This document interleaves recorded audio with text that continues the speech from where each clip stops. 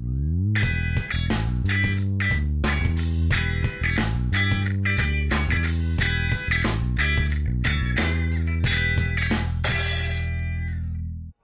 quando, afinal de contas, acaba então o antigo sistema colonial, em termos de Portugal e Brasil, é com a transferência da corte para o Brasil. Não à toa a periodização do livro dele, aquela indicada entre parênteses, parte do título, né, tem como baliza final 1808. O que acontece em 1808, segundo Novaes? A colônia deixa de ser colônia. Extingue-se de vez a relação colônia-metrópole pela impossibilidade da sua manutenção. Se a corte vem para o Brasil se torna então sede do poder imperial, obviamente o Brasil não é mais uma colônia.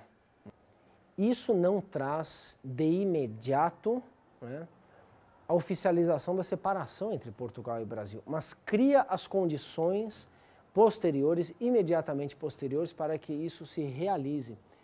Em uma outra ocasião, Fernando Novaes escreveu um livro junto com Carlos Guilherme Mota chamado A Independência Política do Brasil, 1987, se a minha memória não está me enganando.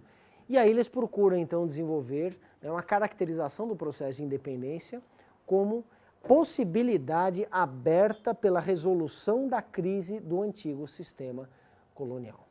Essa interpretação, ela foi desde o seu nascedouro alvo de muitas críticas. Porque nem sempre, aliás, raramente, as incisivas críticas que foram feitas, algumas de modo muito acertado, né, ao modelo do antigo sistema colonial proposto por Novaes, dificilmente essas críticas foram capazes de criticar aquilo que é o principal da obra dele.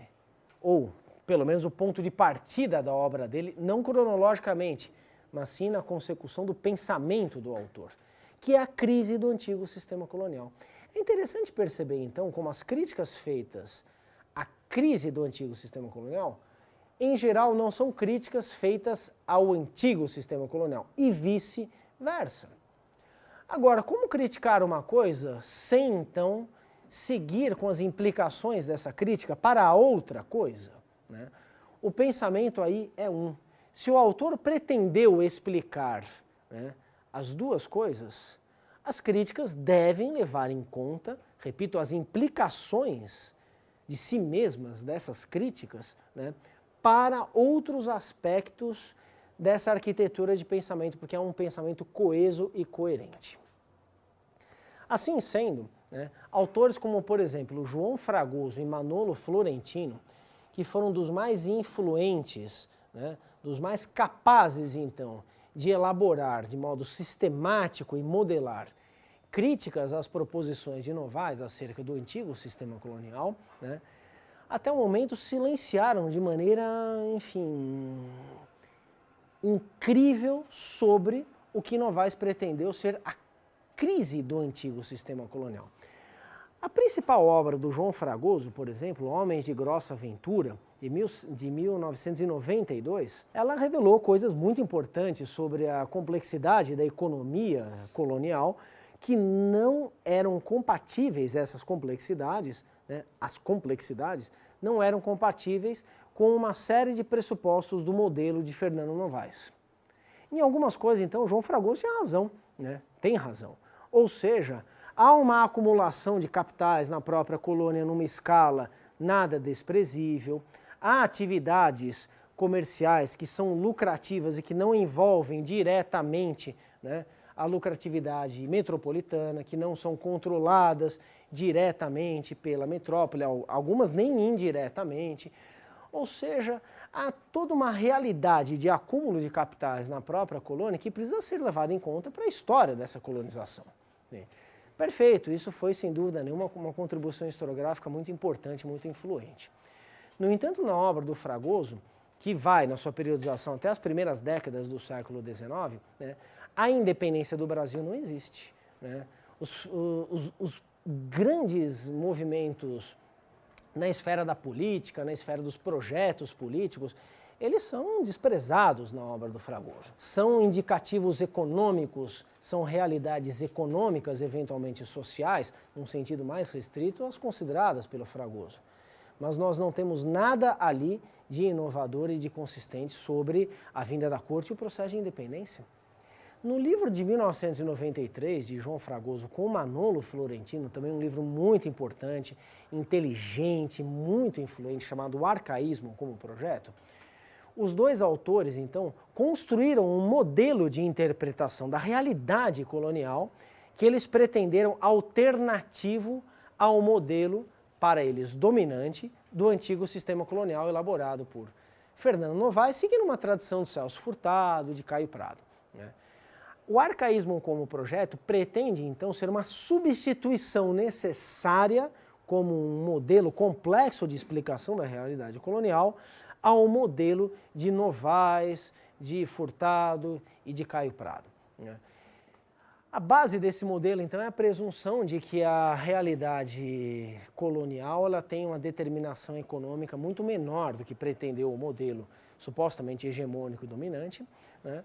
Porque, afinal de contas, constatou-se que esse acúmulo de capitais era advindo de uma série de atividades que não envolviam direta, algumas sequer indiretamente, a metrópole, repito, lucratividade essa que era reinvestida em atividades não numa lógica capitalista, isto é, de busca por um maior lucro, mas sim na busca pelo prestígio social. Então, um traficante de escravos que lucra horrores, então, com o comércio de escravos, e que não vai comprar um navio melhor, não vai, enfim, capitalizar o comércio de escravos, que não vai sofisticar o tráfico, não vai reinvestir naquilo para ter uma lucratividade maior, não vai buscar ser, enfim, um monopolista do comércio de escravos. Não, ele vai comprar, por exemplo, terras. Por quê? Porque ter terras permite, então, uma posição social reconhecida como distintiva, né? Daí, então, um modelo arcaico, não capitalista, que pretenderam caracterizar João Fragoso e Manolo Florentino. Bem, e como entra, então, o arcaísmo, então, nessas convulsões profundas que chegaram ao Império Português a partir de 1808, o que isso tem a ver com a independência do Brasil? A tendência, então, é um desprezo dessas realidades políticas, não porque haja uma caracterização das mesmas como irrelevantes, mas sim porque parte da ignorância em relação a essa conjuntura específica inaugurada em 1808 e que tende, então, a fazer desaparecer, repito, algo de muito importante que está acontecendo no começo do século XIX. Está aí, então, um exemplo, talvez os melhores exemplos, de como as críticas ao antigo sistema colonial, né, não se converteram em críticas à crise do antigo sistema colonial. Na outra ponta, algumas críticas importantes, né, sobre a crise não bateram diretamente, não implicaram uma discussão do que seria, então, algo alternativo a esse antigo sistema colonial. Tomemos, por exemplo, o caso de um importante historiador português chamado Valentim Alexandre, que escreveu uma obra aí publicada em 1993 chamada Os Sentidos do Império, onde há uma série de críticas muito duras e muito incisivas à ideia de crise do antigo sistema colonial. Dentre outras coisas, mostra lá o Valentim Alexandre, né, que o Fernando Novaes se equivocou nessa pretensão de que o comércio português estaria sendo dominado pelo comércio colonial, né, na verdade não o comércio colonial, mas sim a economia do Brasil, né, que não haveria essa inversão de papéis em termos de escala econômica, em termos de pauta de exportações, o que foi reforçado, quer dizer, a ideia do Fernando Novaes, pelo livro do José Jobson de Andrade Arruda, O Brasil no Comércio Colonial, que quantificou lá as tabelas de comércio, né, as pautas de exportação de Portugal e do Brasil, para concluir, então, que as exportações do Brasil estavam sendo absolutamente, enfim, estavam se sobrepondo às exportações de Portugal, né? O Brasil estava se tornando economicamente mais importante do que Portugal, então, ativando essa contradição inerente ao antigo sistema colonial. Um pouco mais além foi um outro historiador português também importante, chamado Jorge Pedreira, que caracterizou, então, um desenvolvimento econômico, inclusive industrial, de Portugal no final do século XVIII e no começo do século XIX, a supostamente, então, invalidar essa ideia de decadência econômica de Portugal e de ascensão econômica do Brasil. O Jorge Pedreira, então, analisa ali especificamente essa economia de Portugal peninsular para mostrar a incongruência dessa explicação, né, proposta pelo Fernando Novaes, e que, enfim, não pode conceber um desenvolvimento industrial que ele verifica, que ele comprova, que ele documenta bastante bem. Mas tampouco se trata de uma obra que pretenda oferecer um modelo alternativo de interpretação das relações entre Portugal e o Brasil, né? Volto lá a Fragoso e Florentino, né, que de fato pretenderam um modelo alternativo, mas que silenciaram sobre o que poderia ou que não deveria ser a tal da crise do antigo sistema colonial. O antigo sistema colonial deixa de existir nesse modelo, né, mas nada se acrescenta em relação àquilo que Novaes pretendeu que fosse a crise desse antigo sistema colonial. Obviamente, nem todo mundo a criticar, então, os elementos interpretativos da obra do Fernando Novaes tem a obrigação de compor uma obra da mesma estatura, né, a se preocupar com os mesmos problemas que Fernando Novaes se preocupou, a se preocupar com a totalidade de fenômenos históricos que estão referidos na obra de Novaes. Cada autor, cada historiador tem os seus problemas específicos a tratar. De todo modo, eu considero relevante essa discrepância, né, entre as críticas ao modelo e à crise, que também é um modelo, né? É importante a gente ter em mente isso. Porque, afinal de contas, será que, de fato, nos momentos críticos de dissolução de determinadas estruturas, que nós podemos compreendê-las melhor? Isso me parece bastante razoável. Isso foi estabelecido, por exemplo, por Caio Prado Júnior já em 1942, dizendo é no final da colonização que a gente entende melhor o que foi a colonização. Porque é o esgarçamento das suas bases constitutivas que se revela nesse momento crítico. A crise para Novaes, então, seria um momento de redefinições. Mas essas redefinições têm como ponto de partida a superação da colônia em relação à metrópole. A colônia está começando a superar a metrópole. Na obra do Eastman Jackson, a ideia de crise ela foi bastante complexificada e chegou a algumas elaborações bastante interessantes. Diz o Eastman, dentre outras coisas, que a crise, ok, ela não é necessariamente uma crise de declínio, mas é uma crise de eclosão de possibilidades. Uma crise seria então um momento criativo, seria um momento de redefinições, seria um momento no qual percebe-se um esgotamento de formas tradicionais de existência cotidiana. A crise não apareceria aos homens e mulheres da época, diz o Eastman, como uma crise estrutural, mas sim se revelaria por meio de mudanças no cotidiano das pessoas, por meio de mudanças de ritos, por meio de mudanças de costumes, por meio de um conjunto articulado de inovações que se reportam, então, a uma conjuntura geral de modificações. É uma definição menos estática de crise, é uma definição menos teleológica de crise do que a de Fernando Novaes, mas é uma definição a partir do próprio modelo de Fernando Novaes, do qual o Eastman sempre foi bastante tributário. Por que eu estou dizendo isso? Aí eu, enfim, me posiciono como um historiador, não apenas em termos da crítica às críticas, que eu esbocei aqui rapidamente, mas em termos de algumas constatações que, enfim, o próprio ofício do historiador me coloca, né? Ora, não há no plano das consciências, no final do século XVIII, no começo do século XIX, não há no plano das consciências coletivas, das consciências sociais, né, uma noção clara, nenhuma noção clara, de colônia contra metrópole. Nisso, vários críticos de Fernando Novaes têm razão. Porque isso está inclusive lá nos desenvolvimentos que Carlos Guilherme Mota deu junto com Novaes para o tema da independência do Brasil. A independência do Brasil, nessa obra, Novaes e Mota, é um movimento anticolonial. é um movimento embasado numa consciência do que é a colônia, da condição colonial e, portanto, a elaboração de um descontentamento em relação a essa condição colonial, que implica numa incompatibilidade entre Brasil e Portugal. Isso não é documentalmente sustentável. As consciências coletivas da época, muitas vezes, elas são majoritariamente de adesão à unidade do Império. Busca-se a manutenção das relações entre Portugal e Brasil, com algumas modificações, muito mais do que a liquidação das mesmas com base numa incompatibilidade.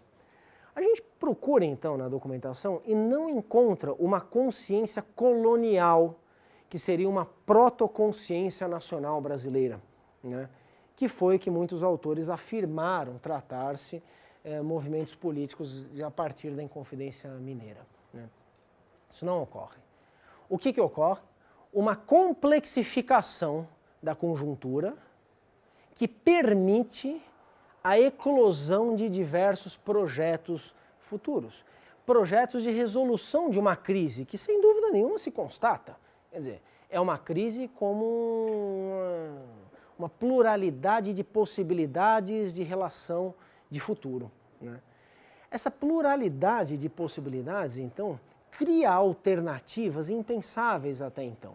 Inova o panorama político, né? Não se trata, portanto, de uma crise de fundamento apenas econômico, talvez nem preponderantemente de fundamentos econômicos, mas talvez de fundamentos políticos, e que encontra, então, em acontecimentos externos ao Império Português, né, o seu combustível definitivo.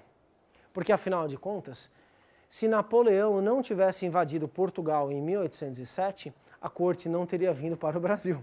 E se a corte não tivesse vindo para o Brasil, a independência não teria ocorrido do jeito que ocorreu. Poderia ocorrer de outra maneira? Sim. Aí vira exercício de futurologia histórica, né? O que poderia ter no passado ocorrido em termos de futuro, que continuaria a ser passado para nós. É uma especulação inútil, né? O que nos interessa é constatar, então, que do modo como as coisas se procederam, né, alguns dos combustíveis fundamentais para a realização da história não estavam no plano de contradições internas ao sistema. Se nós admitirmos a existência e o ativamento dessas contradições internas, né, nós teremos que explicar, então, por que foi a partir de 1808 que uma série de coisas que não ocorriam antes começaram a ocorrer. Ou seja, depois da resolução imediata da crise do antigo sistema colonial. Sem dúvida nenhuma, como aliás no próprio modelo de dissolução do sistema capitalista, que um dia pode se realizar, mas enquanto não se realizar, continua sendo exercício de futurologia para nós, há uma dose, digo, no próprio pensamento do Marx, de teleologia. Ou seja, pretende-se que a história caminhe para um determinado lugar. O Novaes herdou isso do Marx. E sem dúvida nenhuma que isso é criticável, precisa ser criticado, né? A história tem um ponto de chegada. O sistema colonial tem um ponto de chegada, que é a sua crise e a sua dissolução, né? Sim. Mas a história realmente caminha em uma determinada direção? Certamente na direção apontada pelos homens e mulheres que fazem a história, né? São todas, né? A história ela é criação humana, né? Não há um destino necessário da história para a história da humanidade. Pelo menos não em termos limitados temporalmente. Os cientistas podem dizer, não, mas a gente sabe que daqui a não sei quantos milhões de anos a Terra vai deixar de existir. Pronto, está aí o destino da humanidade.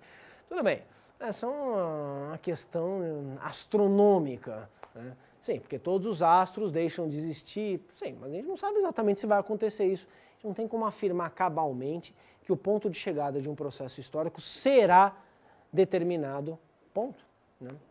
E claro que isso está presente no Marx e claro que isso está no Novaes. De todo modo, a negação, então, de que algo profundo, de que algo substantivo esteja ocorrendo entre o final do século XVIII e o começo do século XIX, que envolve Brasil e Portugal num contexto mais amplo, né, beira a tremenda ingenuidade, né?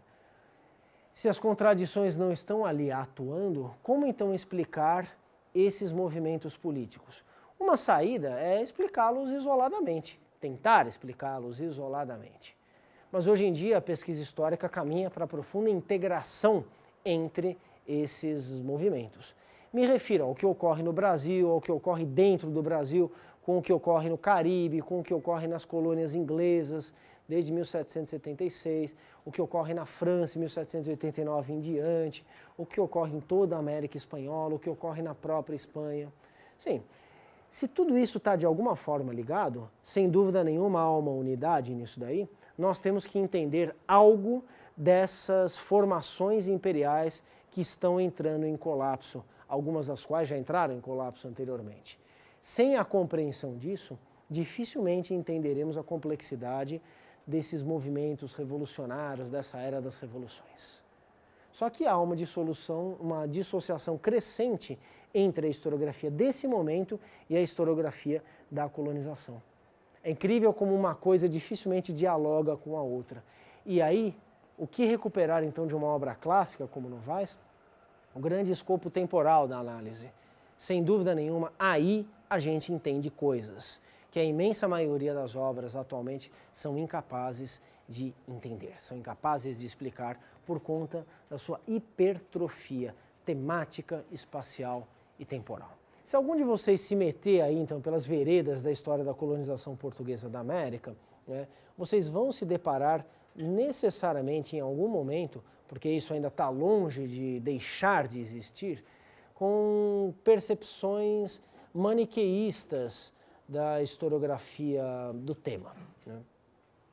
É incrível como historiadores supostamente maduros, como historiadores com, enfim, larga experiência no ofício, né, são capazes de, em 2012, quer dizer, tantas décadas depois da publicação da obra do Novaes, mais ainda do Celso Furtado, do Caio Prado, né, com tanta água que rolou nas últimas décadas em termos de avanços, de compreensão de fenômenos, de realidades coloniais, é incrível como historiadores supostamente maduros, mas certamente experientes, são capazes de embarcar de modo tão passivo, tão ingênuo e tão pueril numa daquelas duas atitudes às quais eu me referi anteriormente, né? Ou o absoluto desprezo pela obra e pelo modelo do Fernando Novaes como sendo completamente inútil, ultrapassado, superado, ou então a afirmação cega, fundamentalista no bom funcionamento desse modelo. Repito, e aí encerro, eu não estou aqui apregoando, né, a inteligência do meio termo, puro e simples, não é isso, né, de maneira nenhuma, mas sim a obviedade de que não existe modelo perfeito, assim como os modelos são absolutamente imprescindíveis para a compreensão de realidades históricas numa escala ampla. Caso contrário, estaremos fadados à simples descrição de realidades, o que impossibilita a compreensão, porque a descrição ela é passo necessário para a compreensão, mas a compreensão ela não é decorrência natural da descrição. Essa pura e simples descrição, que então implica uma recusa da teoria da história, que recusa, melhor dizendo, que implica a recusa, melhor dizendo, das implicações teóricas da compreensão da história, da necessidade da recorrência a modelos, a propostas teóricas para a compreensão da história, isso é a morte do pensamento. Mas a adesão pura e simples, então, a um modelo historiográfico, seja ele antigo ou moderno, seja ele proposto por Novaes, Caio Prado, Celso Furtado, Marx, Fragoso e Florentino, ou quem quer que seja, né, estará condenada ao mesmo fracasso.